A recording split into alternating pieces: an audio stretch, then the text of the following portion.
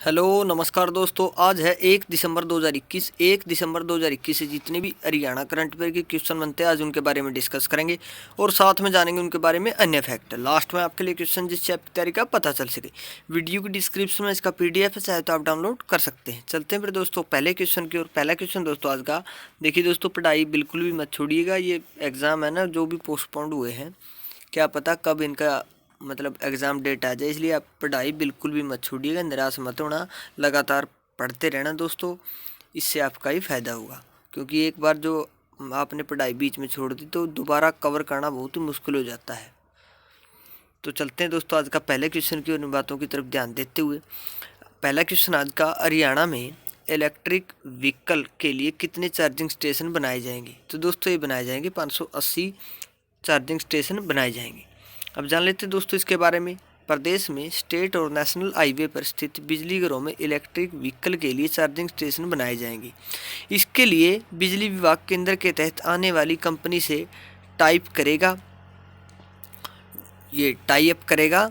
अभी करीब 1080 बिजली घर इनमें 580 स्टेट व नेशनल हाईवे पर स्थित है दोस्तों। अगले क्वेश्चन की ओर चलते हैं दोस्तों। गरीबी सूचकांक में हरियाणा का कौन सा जिला प्रथम स्थान पर रहा है? तो दोस्तों जिसमें ये अनपढ़ता रहेगी ना, अशिक्षिता, तो वही गरीबी में भी अव्वल नंबर पर रहेगा। तो अपना ये मेवात जिला है ना, ये पहले स्थान पर रहा है दोस्तों। अब जान लेते हैं इसके बारे में। नीति आयोग ने देश में बहुआयामी गरीबी सूचकांक रिपोर्ट जारी की है। इसमें हरियाणा देश में 21वें स्थान पर है। हरियाणा में गरीबी देखें तो 22 जिलों में से सबसे अधिक गरीब मेवात जिला है। यहाँ 63.81% आबादी गरीब है, यानी कि आधे से ज़्यादा आबादी गरीब है। गरीबी में टॉप 5 जिलों में मेवात, पलवल, सिरसा, रोहतक, भिवानी शामिल है। वहीं हिसार इस सूची में 10वें स्थान पर है दोस्तों।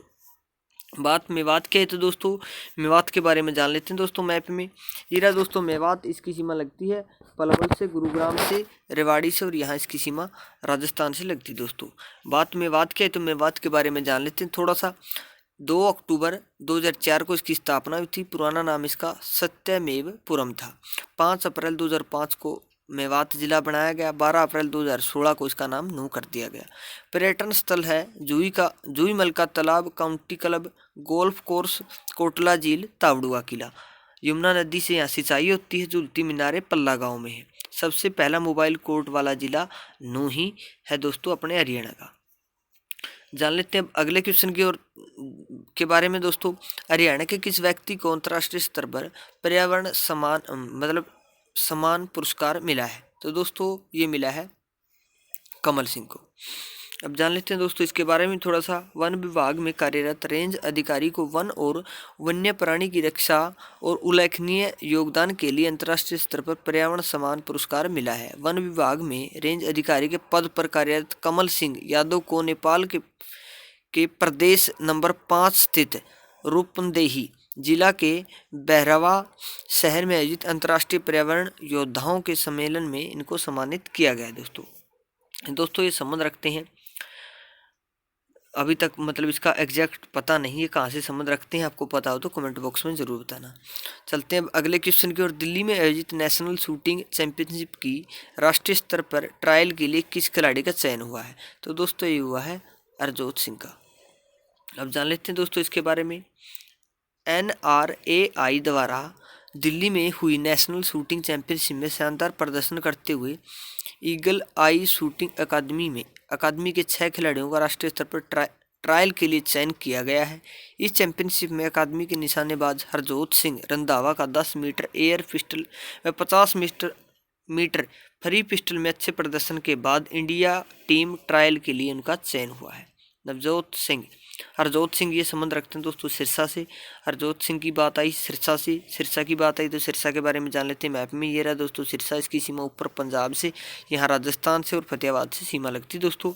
बात सिरसा की तो सिरसा के बारे में जान लेते हैं थोड़ा सा। क्षेत्रफल है 4277 वर्ग किलोमीटर। सिरसा वर्तमान में हरियाणा का सबसे बड़ा जिला है क्षेत्रफल की दृष्टि से। सिरसा का प्राचीन नाम सिरस्का था। यह नाम महाभारत कहानी निधि अष्टाध्यायी व दिव्य वेदांत में मिलता है। प्राचीन समय में यहाँ सरस्वती नदी बहती थी। विश्वविद्यालय चौधरी देवीलाल विश्वविद्यालय, लाल मिट्टी पाई जाती है।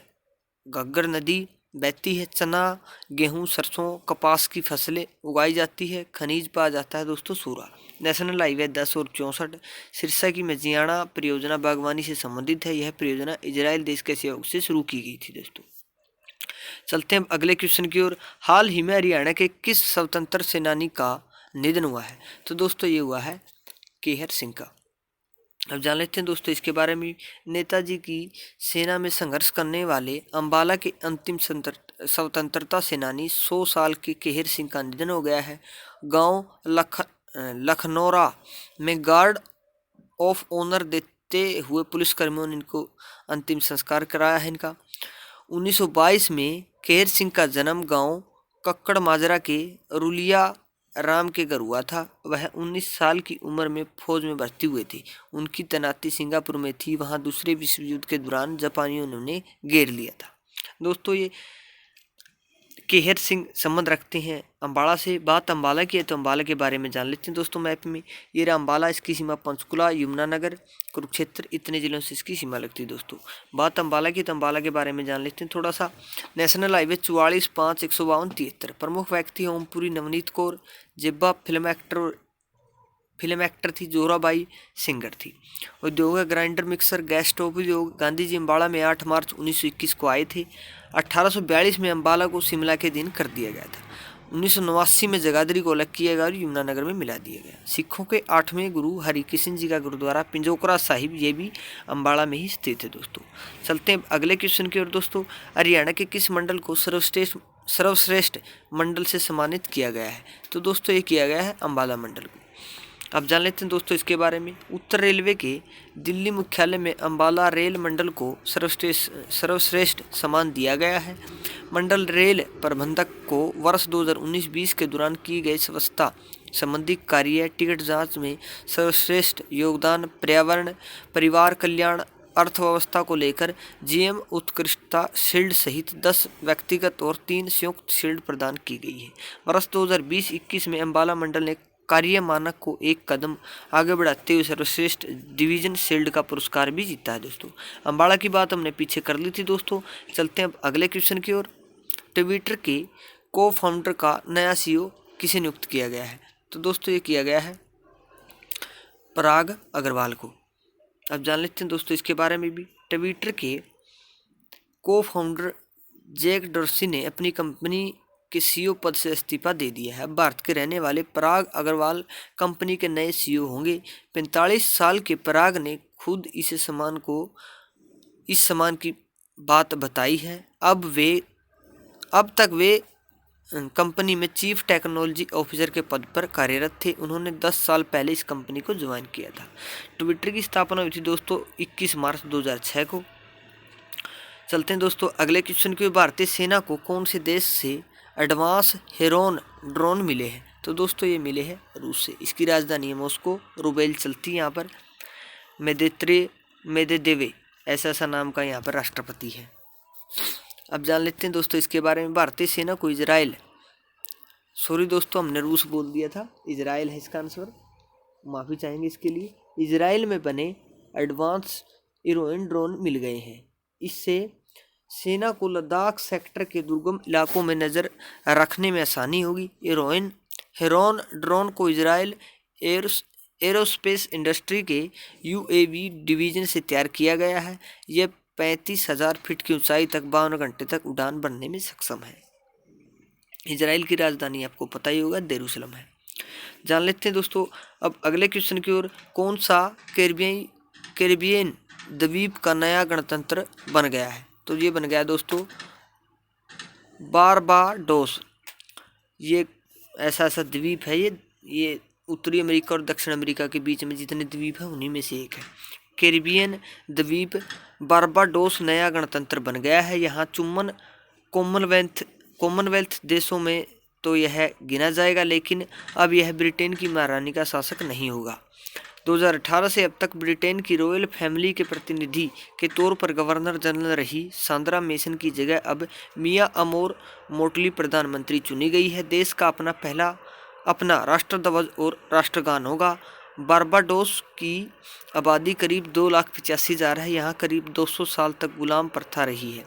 बारबाडोस से पहले गुयाना 1970 और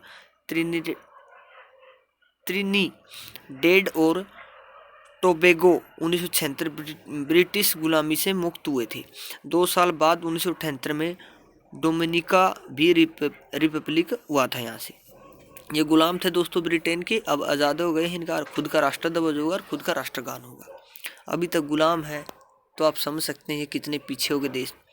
तो दोस्तों ये थे आज के क्वेश्चन। वीडियो कैसी लगी कमेंट बॉक्स में जरूर बताना।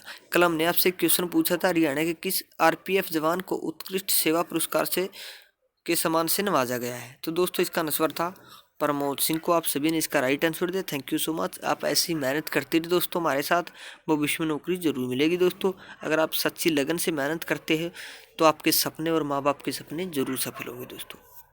आज का सवाल है, हरियाणा के किस व्यक्ति को हरियाणा गौरव सम्मान से सम्मानित किया गया है? तो इसका जवाब आपको पता ही होगा, कमेंट बॉक्स में लिख देना दोस्तों। हम बार बार बोलते हैं कमेंट बॉक्स में कहीं और लिख कर देखते हैं तो क्वेश्चन लंबे समय तक याद रहता है।